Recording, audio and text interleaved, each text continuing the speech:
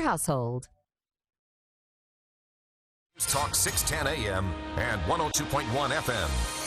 KVNU. I'm Bill Walter, KVNU News. News brought to you by Canyon Landscaping. A fireball was caught on camera soaring over Utah County Saturday night. A video showed a bright ball of blue light rocketing towards the ground. The American Meteor Society received 36 reports of the fireball, which ascended across Utah around 8:30 Saturday night. The meteor was also visible in Colorado and Wyoming. NASA ambassador to Utah, Patrick Wiggins, says a few key details confirm the bright light to originate from a meteor falling event. Wiggins said he was outside meteor watching at the time this happened, and although he was looking at the wrong part of the sky, he was not able to hear any sounds that would indicate if the falling meteor was nearby or not. According to Wiggins, the Earth picks up, on average, 100 tons of meteoric material each day, while most of it is smaller particles across uninhabited areas such as oceans. They sometimes happen to fall over populated areas. Former President Donald Trump made a stop in Utah for a fundraising appearance on Saturday. This comes weeks after Trump called off a scheduled Park City appearance last month for an unspecified reason. Robert Axson, the chairman of the Utah GOP, said the former president felt it was a priority to engage with Utah and reschedule the previous commitments that had been moved. Around 4 p.m., Trump's plane landed in Salt Lake City near Salt Lake International Airport. Outside, a couple hundred supporters of the former president were there to give him a warm welcome. The rally was organized by Utah Patriots. Their founder, Kish North, said that they are a grassroots movement that started about 5.5 years ago. This marked Trump's first public visit to Utah since 2017. The former president was on the ground in Salt Lake for about 3 hours before taking off around 7:15 p.m. And a West Jordan man is called a hero after running into a burning house to save his neighbors. West Jordan Deputy Fire Chief Chris Trevino said crews were dispatched just before 4 p.m. Saturday on reports of smoke coming from a home. When crews arrived, they found smoke coming from the roof, attic, and backyard. The home is reportedly considered a total loss due to the amount of damage. The family is now displaced. In an exclusive interview, KUTV talked to the man who brought the family to safety.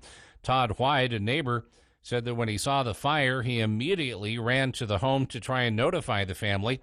White recalled the moments when he and the homeowner tried to put out the flames while they waited for fire officials to respond. To the family, White is a hero. The cause of the fire is still under investigation. KVNU weather is brought to you by Cardalls, the #1 name in America for insulation. They have a Logan location, and you may qualify for a tax credit up to $1,200. Call 755-5012. Showers tonight, possibly a thunderstorm, low in the upper 40s. Showers and possibly a storm tomorrow, cooler, high temperature in the low 60s, around 62. Get more news at CashValleyDaily.com. Fall is the perfect time to landscape, and Canyon Landscaping is ready to build or transform your outdoor space. They bring your vision to life with expert care, including installing beautiful planting beds and crafting custom paver patios. They handle your entire project from start to finish, and they have the team to get the design just right. But hurry, spots are filling up fast. Visit CanyonLandscaping.com or call 752-3838 today. Let's make your outdoor space a true extension of your home. Call Canyon Landscaping. Look for the leaf. Sean Hannity from 1 till 4 on News Talk KVNU 102 FM and 610 AM. When it comes to home care, it's important to know you have a choice. If you or a loved one is in need of hospice or home health services, remember that Primrose Home Care and Hospice believes in treating the patient as well as the problem. We work directly with you and your doctor to create a health plan that's catered to your needs. Our team is devoted to providing options in the freedom and safety of your own home. Visit us at primrosecare.com or call to schedule a free consultation. Primrose Home Care and Hospice, your local hospice and home health provider since 2006. Make plans to attend the 3rd Annual Northern Utah Manufacturing Excellence Conference on Wednesday, October 9th. Collaborate with manufacturing leaders and resource experts. Enjoy lunch and a keynote from Paul Nelson, who leads engineering digital transformation for the space system sector at Northrop Grumman. When we strengthen Utah manufacturing, we strengthen Utah's economy. Register today for the annual New Me Conference on October 9th from 8 to 1 at the Cache County Event Center at cashchamber.com. That's cashchamber.com. Fall is upon us and the leaves are changing colors. That means it's time to hit the canyons in style. Pack up the whole family for a drive. And go see all the sights in the comfort and safety of a new Murdoch Chevy. Drive in and receive up to $10,000 off or lease a new 2024 Silverado 1500 for only $499 per month. When you walk through our doors, you feel like family at Murdoch Chevrolet in Logan or Woods Cross or online at murdochchev.com. Chevrolet, together let's drive. Call 888-391-6083 or see dealer for complete details. Offer expires 9/30/24. Intermountain Budge ENT Clinic has an experienced and caring team of physicians and staff to assist you with all of your ear, nose, and throat concerns, including head and neck surgery. Doctors Kaiser and Wilson and their staff at Intermountain Budge ENT Clinic will work together to provide excellent care and support throughout the entire surgery process, from your pre-op visit to your full recovery. And they accept all insurance. For more information about Doctors Kaiser or Wilson, search Budge Clinic ENT or call 435-716-1420. Local care with Intermountain expertise. The Aggies travel to Temple to face the Owls Saturday morning. Pre-game begins at 10, kickoff is at noon, and post-game and Aggie Call immediately follows the game. This Temple game is our Super Bowl. This is a must-win game. All hands on deck. KVNU is your home for the best game coverage. It's the Aggies and the Owls. Saturday on News Talk KVNU, 610 AM, 102.1 FM. Online at kvnutalk.com and the KVNU mobile app. All those crazy nights when I cried myself to sleep. Now Welcome back to KVNU's For the People. Never realized how much Carly Simon can sound like the music you hear in a commercial, in an ad. I was kind of surprised by the break being over there because I didn't recognize the music I had chosen to bring us back. So, yeah. Thank you for tuning in today. There is a lot to talk about in the news today. We had planned to focus on a tax proposal that's been hinted at, and over the weekend, some smallish details out. Not anything firm as far as, a tax cut Utahns might see, or the amount of money the legislature is going to have to work with. Things like that are still very up in the air this early in the previous year. But what we do know is that Utah lawmakers have what we do know is many of them up for re-election this year. So that's the first thing. But with many of them up for re-election this year, that means you're going to see talk, at least, of tax cuts. And if they talk about it, I think they kind of sometimes feel the impetus to follow through. You can't bring it up and then not do it, right? Well, they are talking about it. The problem is that 4 years in a row they have cut income tax, and there was a cut of a reduction of a Social Security tax that was hitting certain members of Utah's population on Social Security, especially veterans. There is a constitutional amendment proposal in which lawmakers are asking, this is Amendment A.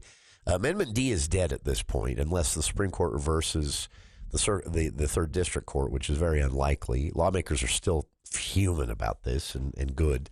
Hopefully that's a lesson learned for the Speaker of the House and the Senate President to not try to fool Utahns with your ballot language. That's why a judge ruled that Amendment D, it's too late to remove it from the ballot. Ballots are going to be, they finalized them Friday, and they started printing them this week, and they'll start going out in a couple of weeks. So a judge said Amendment D will still be on the ballot, but no votes will be tallied. I still say everybody vote against this. so that a message is sent. But the election on Amendment D won't count for anything this go-round. Amendment A, though, will be on the ballot, and this is the Utah lawmakers asking for, as all the amendments usually are, more power. They want more flexibility in how they can spend the income tax they collect from your paychecks. I'm telling everyone not to give it to them, mainly because we're amending the Constitution too often and too easily. And we need to send a message that enough is enough. This will be, with 4 proposed amendments on the ballot from Utah lawmakers in one election cycle, one ballot this year. And we've amended the Constitution every 2 years for the last 12 at their request. We've given them the power to call themselves into special session. We've given them the power to move money around in certain budgets so that they can kick some cans down the road when it comes to the balanced budget amendment here in Utah.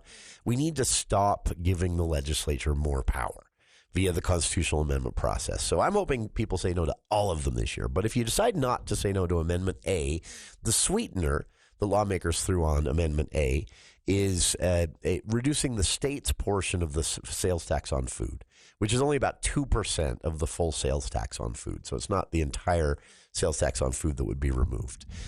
So the state's portion, because cities and counties can still, anyway. So the state's portion, about 2% roughly on average, because every county and city has a bit different thing going on. 2% on average would be the reduction of the sales tax on food if you approve Amendment A. I say don't, because they can, if they think that's a good idea, which it is, they can do it as a bill in the legislative session. You don't need to amend the Constitution in Utah to end the state collecting sales tax on food themselves. That's legislation, not a constitutional amendment. They threw that on hopefully to get you to vote for what they really want, which is to do whatever they want with the income tax money they collect from your paycheck. So this is going to come up again. How it's going to come up, I have no idea, because the point I'm trying to make here is they've kind of already burned every opportunity they have. But the tax cut discussion is already starting. So I have no idea what this might mean. But the rumors that I'm hearing are that they are looking at a more complicated proposal. Remember in 2019, there was an effort to reform Utah's tax code. And what got lost in that, understandably, because lawmakers, kind of like they did this year with Amendment D and Amendment A, in 2019, they got out over their skis. They were a little too full of themselves, and they passed in a special session in December, which they called themselves into because we gave them that power with a constitutional amendment several years ago. They had a special session in December when nobody was paying attention because of the holidays, intentionally, and they passed a tax reform package, and it was so unpopular that they ended up having to repeal it themselves in the first few days of the 2020 legislative session, because a handful of lawmakers ended up losing their seats the next fall after this. So it was a big deal. The problem remains that the reason lawmakers started this process of reforming our tax code in 2019 was legit and is still there. Oversimplification, gross oversimplification, but it boils down to basically the fact that we spend more on services and non-tangible things now than we once did. And it's kind of rocking the apple cart a little bit as far as the state's non-volatile revenue, revenue that is a little more stable, even in a recession. So that's really what's at the heart of this. And the problem wasn't really fixed. A few, patchwork quilt changes have been made over the years since that repeal of the tax reform bill that was unpopular. But the overall structural problem in Utah's revenue sources is legit. And that's a bad thing, because it makes your state revenue unstable. It makes it harder for lawmakers to plan 5-10 years down the road. The one thing they're good at, they're not good at writing constitutional amendments. They're not good at being honest about them, at least from what we learned last week. But according to a judge, but they are good at planning ahead long term, because they have access to a lot of great research and information, from universities to nonprofits to their own legislative council and research arms. It's really hard to do if your revenue is, millions of dollars different year to year. And so having at least a portion of the state's revenue built on something that's not quite as volatile is a good idea. And that's a problem that still exists here in Utah. So the rumor going around is that there is a package deal in the works that will include tax cuts to make it palatable. You see a trend here? Utah lawmakers apparently love to add things that they think will fool you into supporting things you won't like. And I get it. Sometimes parents have to do that with their children, right? But sometimes we shouldn't let the legislature treat us like their children because we put them there and we pay their salaries, right? But that's a conversation for another day. I'm really intrigued by this. And so today what we were going to do is we were going to dig into this. We were going to talk about what we know so far, and I've reached out for some comments from local lawmakers and even some city leaders who have been, a part of ongoing discussions on tax reform if it were to come up again, because the cities have some complaints about how the state has, short version, the state has thrown cities under the bus repeatedly. Every time the state needs to generate more revenue, but they want to do it in a way that they know will be publicly unpopular, a tax hike, they refuse to take responsibility for it themselves. What they do is they pass a bill saying a tax hike is required, but the cities have to figure out what percentage and announce it to the public. It's one of the most weak things that the legislature has picked up a bad habit of doing. But so again, instead of owning the tax hike themselves, they pass it on to the cities. And cities, understandably, are a bit miffed about the idea of this happening to them again. So they're keeping a close eye on these discussions. And again, it just to really drive this home, this is so early. None of this might happen in the legislative session. But the last time I heard mumblings to the extent that I'm hearing them from legislative staffers and little things you can pick up from what lawmakers say in interviews and things like that here with us or in other outlets in Salt Lake, there's a chance at least that this is going to happen this year. It's going to happen eventually. We're going to have that conversation, that tax reform conversation, period. And we've now kicked that can down the road because lawmakers are a bit shy about it, understandably. Although, again, it blew up in their face because of their own lack of public buy-in in 2019. But which is unfortunate because they did a statewide tour and they had so many people show up to these meetings and then they just kind of ignored everything they heard. But it's got to be done. Senator Lyle Hilliard at the time, former state lawmaker, State Senator Lyle Hilliard, was one of the best people to talk to about this. He could explain this in a way that I can't, that just made it make sense. But again, my best attempt here is there is an imbalance, a structural issue with Utah's revenue sources because of how consumer habits have changed. Revenue sources that were non-volatile, things that didn't really change greatly from year to year, even in a recession, have kind of taken up a smaller portion of the state's revenue source. And volatile consumer behavior, things that people will cut off in a second if the economy dips a bit, or cut off in a second if there's a cycle of bad news headlines. We didn't enter a recession when Russia invaded Ukraine, but consumer behavior changed for about 90 days out of concerns that war, Russia's invasion, might result in an international response that escalated into a direct world war. Viable concern, real concern. Didn't happen, thankfully, yet, and hopefully doesn't happen. But that concern caused consumer behavior to come to a screeching halt. That affects states. That affects the country when it comes to revenue. You have to have money to keep the lights on. That is a concern for the state of Utah still. That problem hasn't been fixed.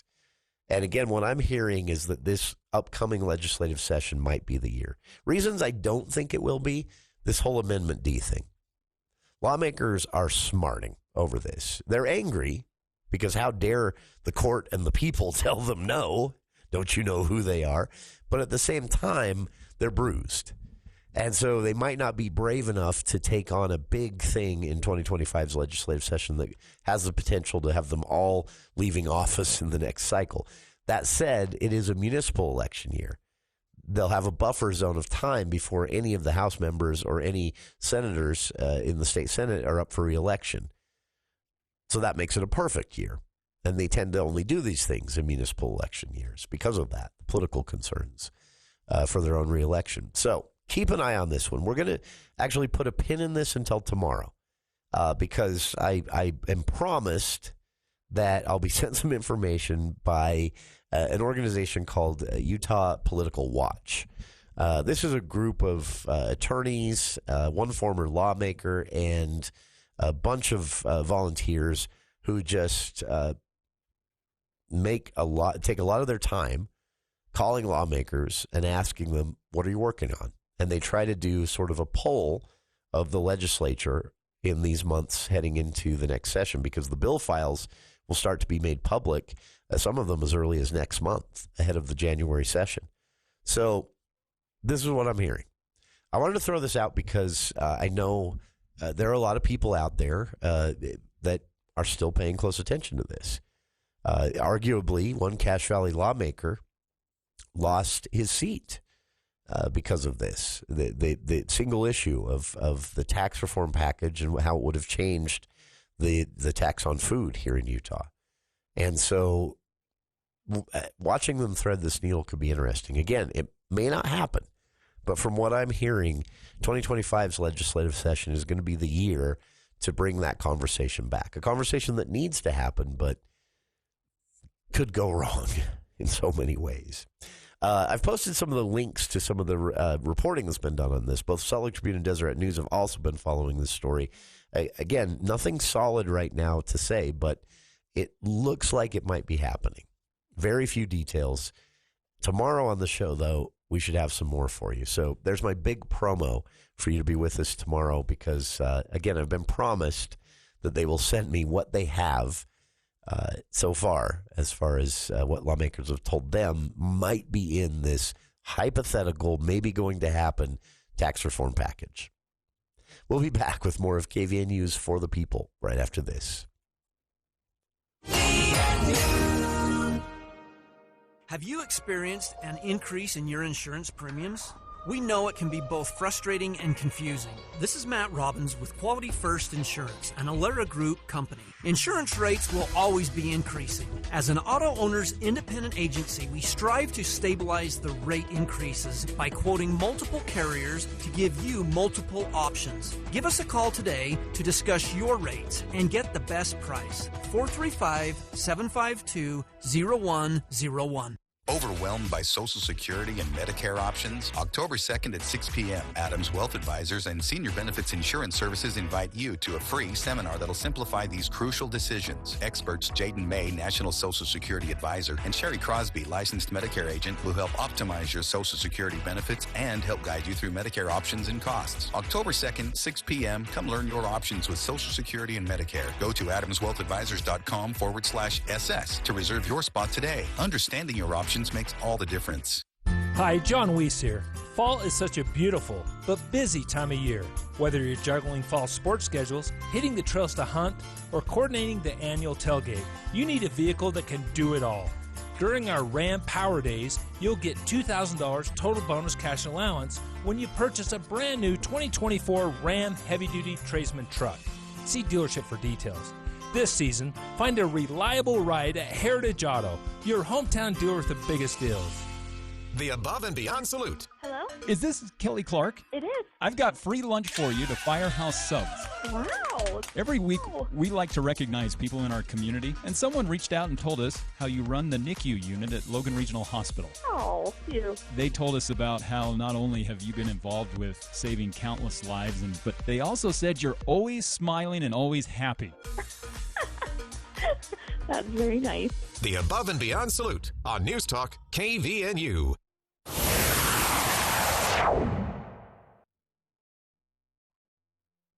Must be a million girls in this great big Welcome back to KVNU's For the People. I know that one of them is just right for me. Cache Valley getting some statewide media attention for a mural in downtown Logan. We've talked about this on the show before with Logan City Mayor Holly Daines, Cole Eisauer's mural. That if you haven't seen this, you should take a second to go out and see it. Cole is an Ogden-based muralist. He does this in several spots around Cache Valley or around Utah. But here in Cache Valley, he's built his largest mural. This is a mural with tributes to legends from history. It's beautiful, actually, to see. It's amazing. I can't imagine painting with such detail on such a large scale. I think it would be very hard to paint a human face, for example, and have it look like a historical figure people are going to recognize. You can't get it wrong. And then have that on a 72-foot wide, 18 feet tall mural. This is on the side of the building of Rage Salon on Logan's Main Street. Right across the street from the new library, basically. And Eisenhower, the Salt Lake Tribune covered this. They talked to Eisenhower, and Eisenhower said that while painting every day, Cache Valley residents would stop by and talk about it, ask him what the overall concept was here. And he said this has been the most receptive place to one of his murals. He said he had more public engagement while creating the mural and even after finishing it that, well, it'll never be finished, but stopping and calling it finished for now. He said he got more engagement here in Cache Valley than any mural he's painted around Utah. The mural features Cache Valley legends, Grizzly Bear Old Ephraim, and some prominent and recognizable figures from the Northwestern Band of the Shoshone Nation. And he said, if you haven't seen this, it's cool. It kind of blends patterns and colors, and there's some animals, portraits of some of these people from the Shoshone Nation tribe. Old Ephraim's there with Frank Clark and the guy who killed the bear. And it's just really cool to see. Chief Sagwitch Timbimbu, and historian May Perry. Darren Perry's, the cookbook he wrote about her.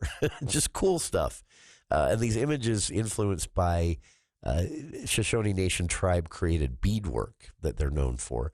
It's just the coolest thing. But so the building owner commissioned Eisenhower. We talked about this with Logan City Mayor several years ago, actually, to create this piece, or a year ago, representing some of this history of Cache Valley. And he said that he knew Old Ephraim was going to be central to the design the minute he started conceiving, sketching out the design, before he'd applied a single brush stroke on the building. And Mayor Daines told us that she'd talked to him about some of the research he was doing as well, and some of the people she connected him with, and council members had connected him with for this research. But when he'd reached out, and that's how he decided to include the Shoshone people's connection with the land here in Cache Valley and on north into Preston as well. He said, Eisenhower said that the subjects he chose are the reason the mural has sparked so many conversations. He said it's been powerful and important, and not only was he trying to create something beautiful that people will enjoy driving past and looking at, or maybe make a mental note to stop back later and actually get out and look at close up. He said that in this case, he did that. That was a goal, but he also wanted to include this history. And he said that isn't always the case with his murals that he's done in Salt Lake and Ogden, and one in Davis County as well. So I don't remember where, but he said it was a privilege. He said getting to know the people of Cache Valley and having so many people walk up to him and compliment the work and then ask questions and engage with him. He said it's getting so much traction and attention from everybody coming by. He said, I'm pretty pumped up about this. The size and complexity obviously contributed to it getting so much attention, but Eisenhower said that made the research even harder. How do you fill this space?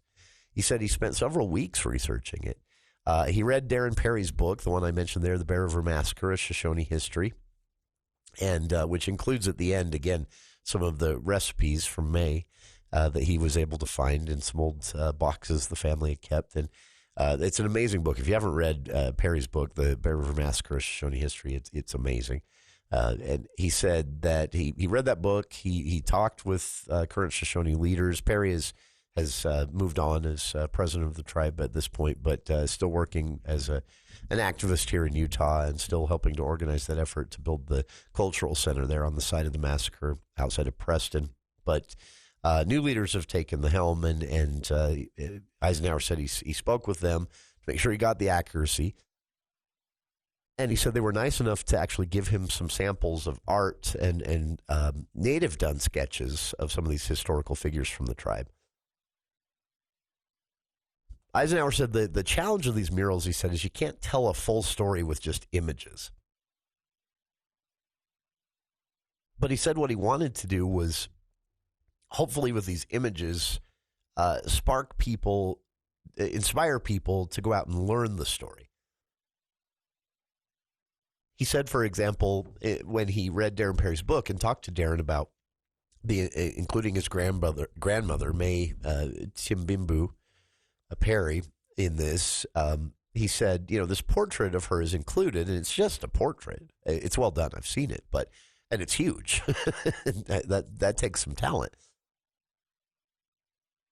But Eisenhower said what he hopes is that this face on the wall there in downtown Logan will inspire people to go out and learn May's story that Darren tells in the book, but also that you can find yourself in other venues. There's even a historical collection at USU about May and Darren himself and the Shoshone Nation tribe.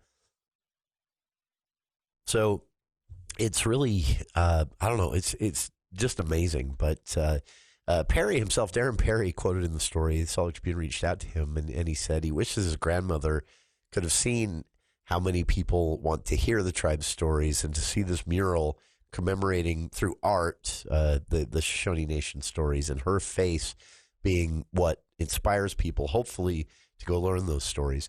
It's just the coolest thing. It's a great profile in the Salt Lake Tribune, and there's some photography, too. They actually sent a photographer up here to downtown Logan to get some shots for the Salt Lake Tribune of Cole at work on this mural.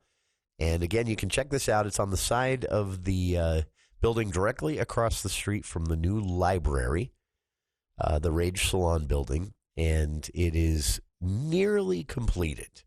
Eisenhower says he never calls a mural done because there are always things he's going to want to add or tweak or change and things like that. And he said there's a few things he's already thought of, but he said, at a certain point you have to pause and say, okay, now it's for public enjoyment. But he said don't be surprised if you see him out there still with his brushes, adding a bit here, changing a bit there over the next few weeks. Check it out. It's a really cool thing, and it is attracting some attention to downtown Logan from statewide media. We'll be back with more of KVNU's For the People on the other side of these headlines with KVNU's Bill Walter.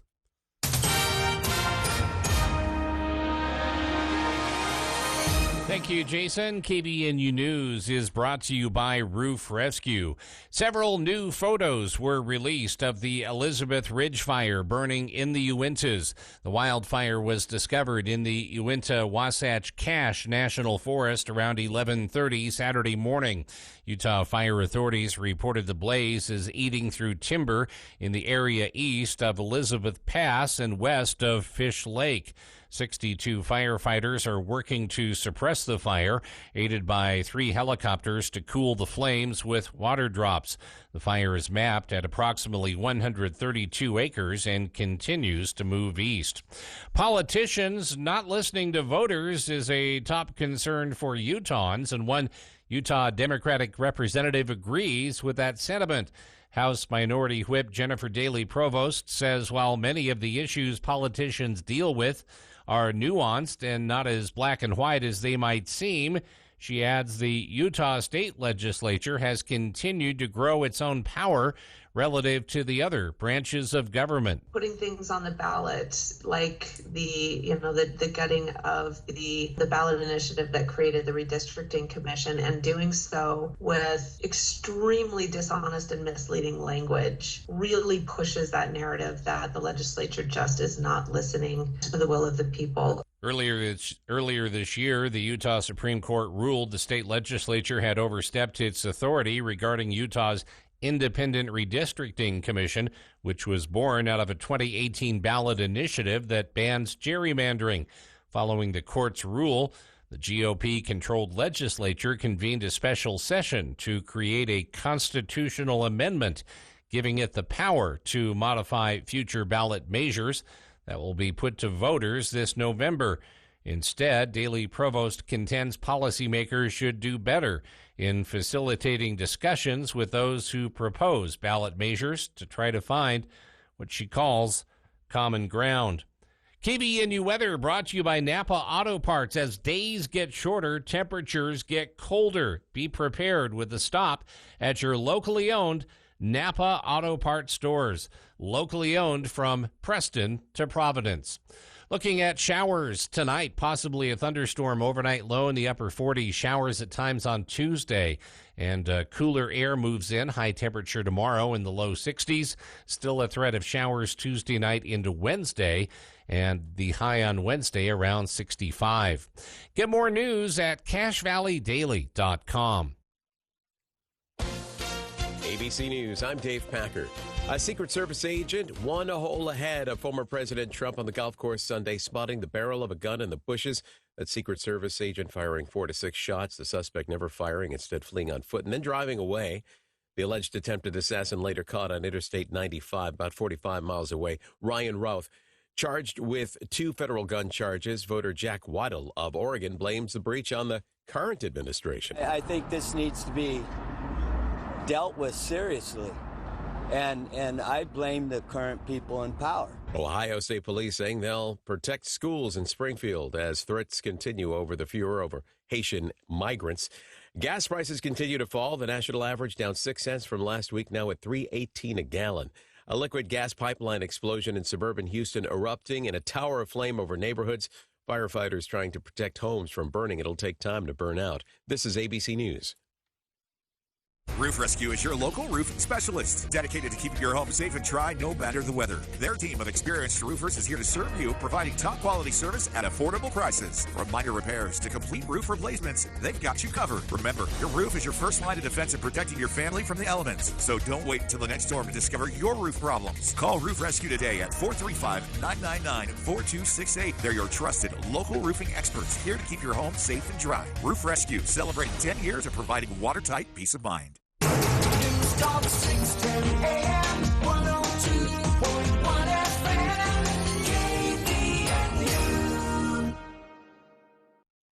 This is Dr. Red, chiropractic physician with Red River Health and Wellness. Are you suffering with fatigue, brain fog, headaches, intestinal issues, weight gain, and you haven't been able to find any answers? Before I started at Red River, I was having a lot of stomach pain. I was overweight, severe anxiety, some depression. I had been to multiple doctors. I'd been to specialists. We had done tests, and no one could find anything that was wrong. Red River Health and Wellness can help you. I'm on anxiety medicine. I've lowered my dose, and I'm working with my doctor to continue to lower it. I'm sleeping through the night. I have energy for my kids. I've lost 30 pounds. I just feel really good. Our goal is to teach you and educate you so you know how to manage your condition a lot more effectively, and you know what to do and what not to do for the rest of your life. Schedule your appointment today at 855-55-RIVER. Red River Health and Wellness, with offices in Logan, South Jordan, Springville, and St. George. Call Red River today. Do you know a champion in our community? Nominate them for the KVNU Above and Beyond Salute. Every Friday morning at 8:30, we'll spotlight a firefighter, law enforcement officer, healthcare worker, or other deserving individual and give them a $40 gift card to Firehouse Subs. Submit your nominations for the Above and Beyond Salute by visiting kvnutalk.com. Help us recognize the champions in our communities. The Above and Beyond Salute, sponsored by Firehouse Subs on News Talk KVNU, the voice of Northern Utah.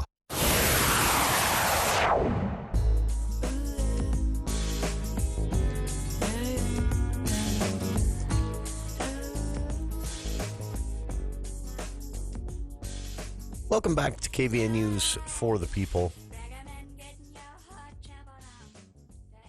You heard Bill mention it there during the news break. Just a quick note on that, because it's getting a lot of attention, especially considering the Amendment D stuff last week and the judge ruling the legislature had overstepped its authority. The survey that is referenced in those stories is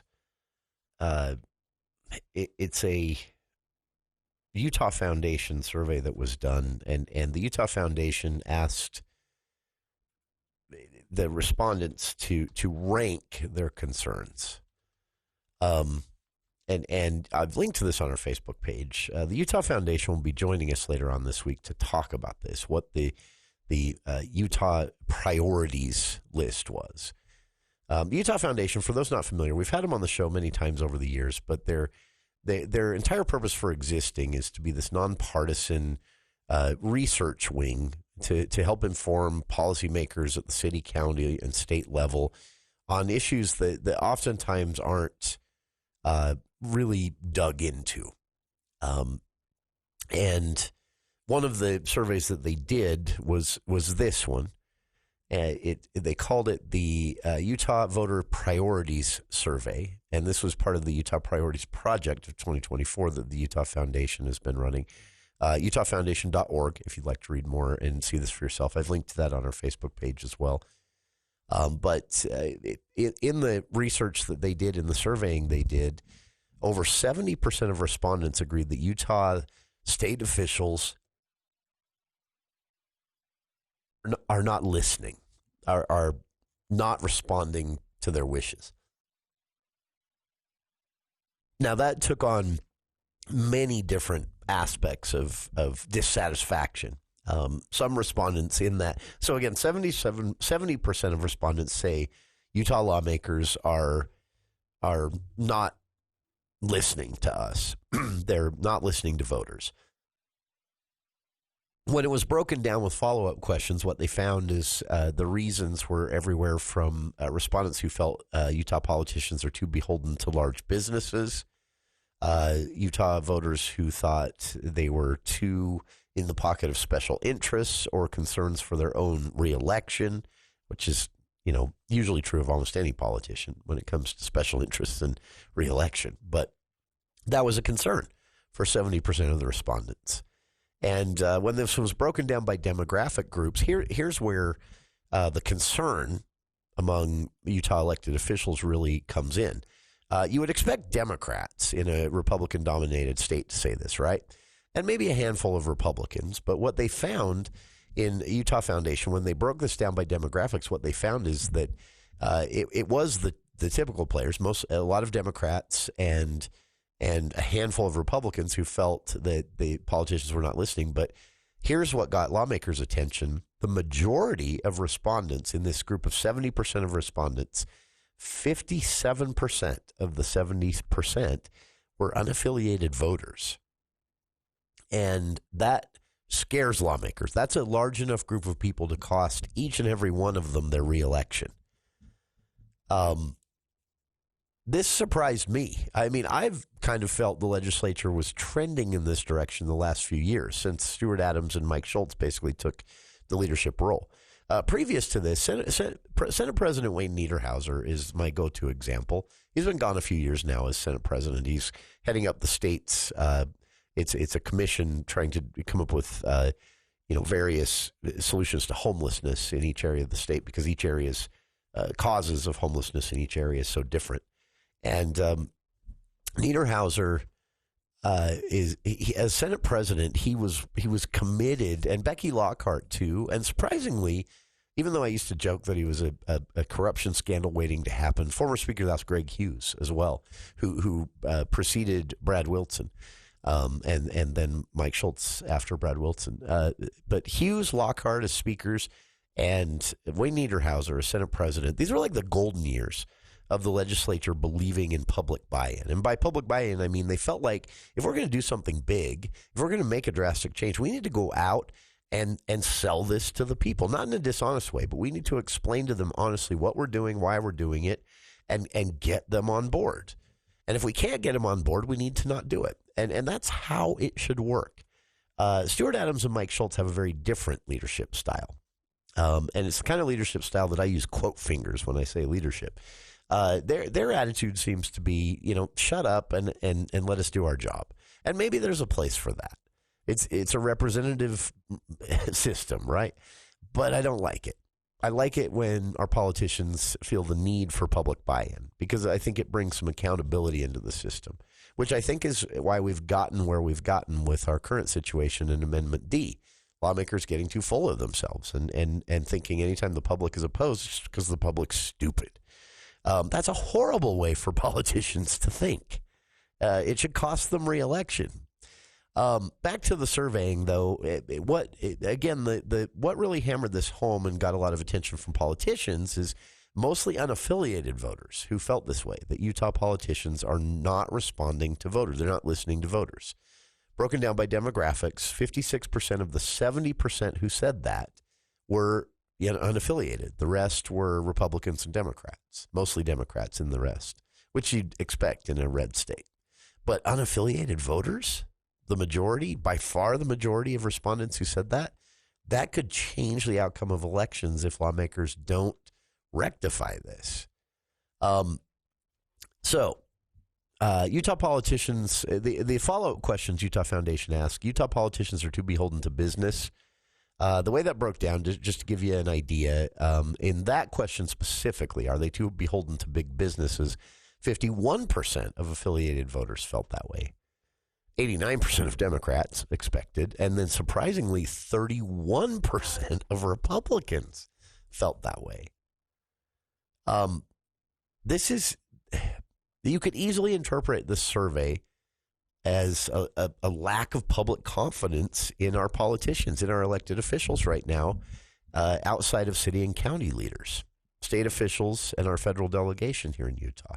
I don't know what the solution is, but man, is this eye-popping to see. Everyone likes to complain about their politicians, but I've never seen a survey in which even members of the party that all of these politicians belong to, again, 31% of Republican voters in Utah believe that the Utah legislature is too beholden to big business and not listening to their own voters. That's bad. We'll be back with more of For the People right after this. News Talk 610 AM, 102.1 FM, KVNU. So, wondering why CVTD is now called Connect? Well, let us explain. We connect Lexi to school, and we connect Jamie and her kids to the park. We connect Kelly to her lunch meetings, and Mark to the hardware store when he has a plumbing emergency. And we connect Jim to go swim laps. Why are we called Connect? Isn't it obvious? Find your route today at rideconnectutah.gov. I'm Larry Gelwigs, the getaway guru for Morris Columbus Travel and Celebrity Cruises, with the biggest cruise promotion of the year, with huge discounts off your cruise fare and free amenities. Sail the 7 seas in luxury with Celebrity Cruises and Morris Columbus Travel. And for the best travel deals on the planet, give us a call at Morris Columbus Travel. Come on and get away, Morris Columbus. Fans of timeless Western music, mark your calendars for October 4th at 7:30 p.m. for the Sons of the Pioneers. Drifting along with a tumbling tumbleweed. Known for the rich harmonies and classic hits like Cool Water and Tumbling Tumbleweeds, the Sons of the Pioneers are returning to the Ellen Eccles Theater and bringing an evening of some of the most iconic melodies in American music history with them. Cool water. Get your tickets today at casharts.org. Hi, it's Olivia Munn with My Shelter Pets, Frankie and Chance, reminding you that when you adopt a shelter pet, you discover all the things that make them unique. Adopt Pure Love at theshelterpetproject.org. Brought to you by the Ad Council, the Humane Society of the United States, and Maddie's Fund. Sleep apnea is a common disorder and is linked to serious health problems, such as a risk of high blood pressure, heart attack, and stroke. With the proper information, you can find a restful night's sleep and a healthier life. Learn more at wakeuptosleep.org or call 877-389-8868. Travel to Temple to face the Owls Saturday morning. Pre-game begins at 10, kickoff is at noon, and post-game and Aggie Call immediately follows the game. This Temple game is our Super Bowl. This is a must-win game. All hands on deck. KVNU is your home for the best game coverage. It's the Aggies and the Owls. Saturday on News Talk KVNU, 610 AM, 102.1 FM, online at kvnutalk.com, and the KVNU mobile app.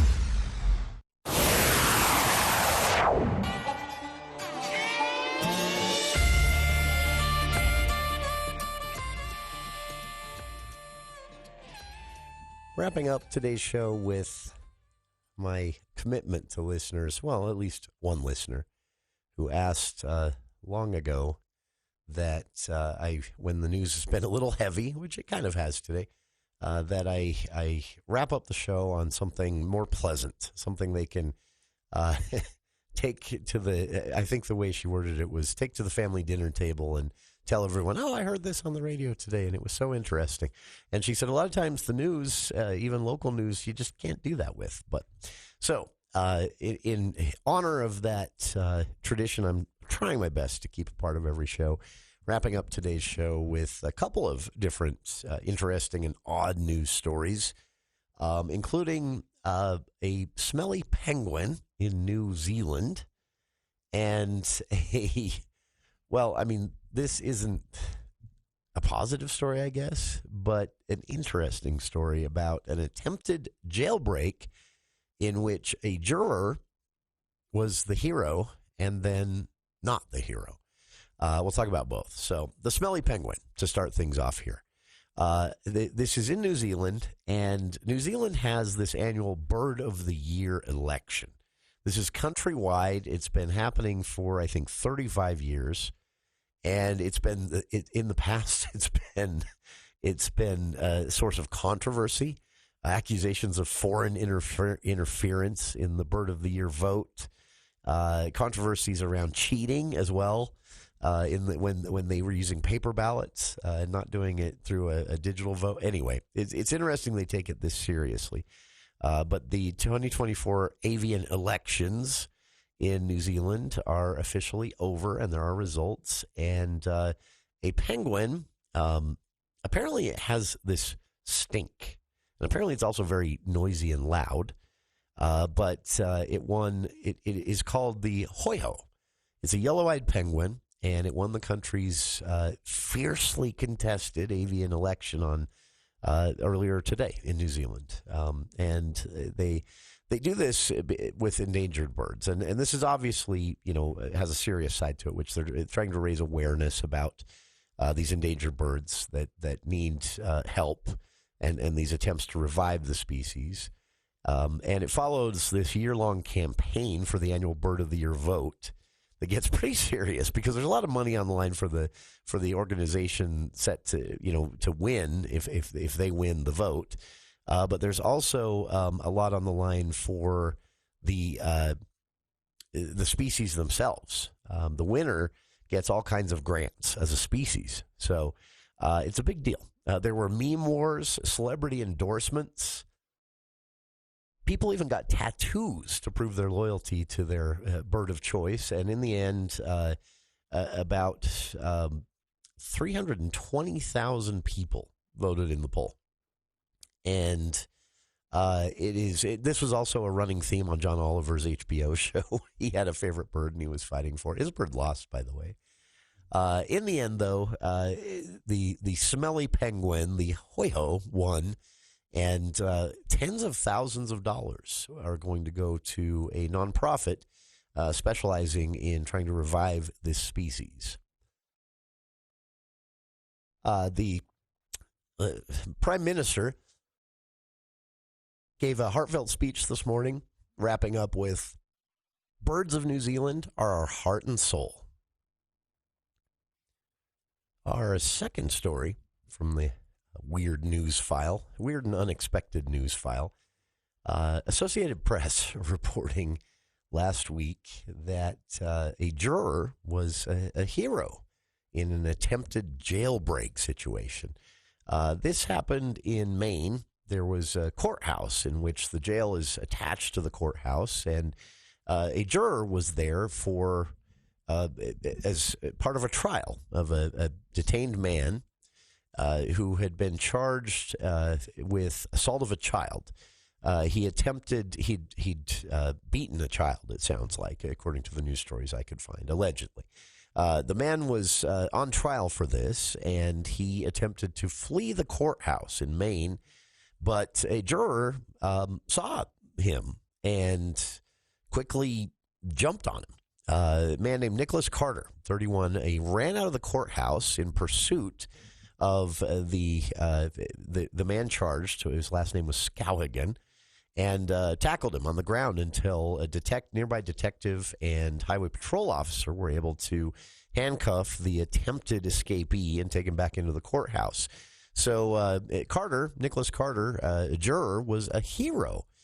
Unfortunately, the trial was then paused for a judicial review, and the judge determined at that point that because of this experience, this interaction with the accused, Carter could no longer serve as an impartial juror on the trial. And so the entire trial was postponed by nearly 3 months as they convene a new jury. Carter said he felt bad. He told the Associated Press, for the other jurors whose time had kind of been wasted at this point, for the accused and also the victims who now have to wait for justice. And but said at the same time, if I hadn't run out of the building and tackled this man, he'd be gone. Unexpected twist of events. The judge felt bad about it too, though, and also nominated Carter for a Community Citizen of the Year award. We'll see if Carter wins that, as it's voted on in Skowhegan, Maine in December. So there's your at least more lighthearted stories to wrap up the show today. I hope you appreciate it. Thank you for tuning in. Please be with us tomorrow. We are going to talk about a big tax proposal that may be coming up in the legislative session. Some hints and pieces out from local lawmakers, what they had to say. That's tomorrow on For the People. Dave Ramsey is next here on KVNU Logan. The home for Utah State Aggie fans. KVNU Logan, 102 FM.